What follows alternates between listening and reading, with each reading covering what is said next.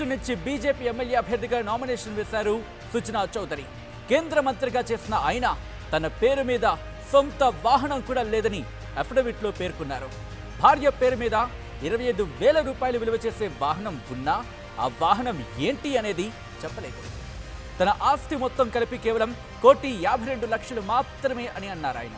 Government ఇచ్చే pension, technocrat social services నుంచి వచ్చే ఆదాయం తప్ప వేరే మార్గాలేవీ లేవని చెప్పుకొచ్చారు అఫిడవిట్లో సుజనా చౌదరి.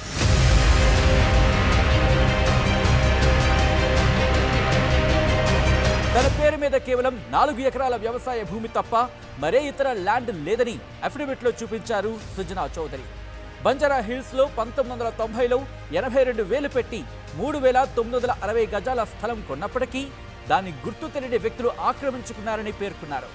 ఇక హౌస్ వైఫ్ గా ఉన్న భార్య పద్మజ పేరు మీద 21 కోట్ల ఆస్తులు ఉన్నట్లు అఫిడవిట్లో చూపించారు. కానీ భార్య పేరు మీద ఇంచు స్థలం కూడా లేదని తెలిపారు సుజనా చౌదరి. భార్య పద్మజ పేరు మీద చెన్నైలో ఓ ఫ్లాట్, అలాగే హైదరాబాద్లో ఓ ఫ్లాట్ ఉన్నట్లు అఫిడవిట్లో చూపించారు సుజనా చౌదరి.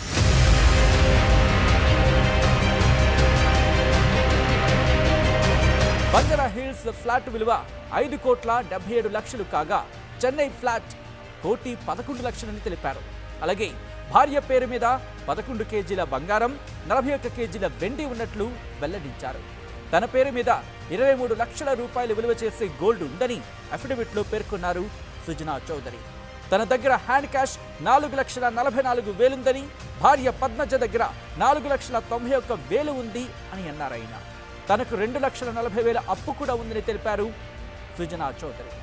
తనపై 4 క్రిమినల్ కేసులు ఉన్నట్లు అఫిడవిట్లో పేర్కొన్నారు సుజనా చౌదరి. అందులో ఈడీ కేసును కూడా ప్రస్తావించారు.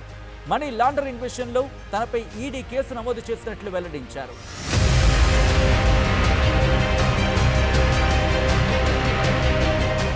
మరిన్ని వీడియోస్ కోసం ఛానల్ ని సబ్స్క్రైబ్ చేయండి. లేటెస్ట్ అప్డేట్స్ కోసం వాట్సాప్ ఛానల్ ని ఫాలో చేయండి. అండ్ లింక్ డిస్క్రిప్షన్ లో ఉంది.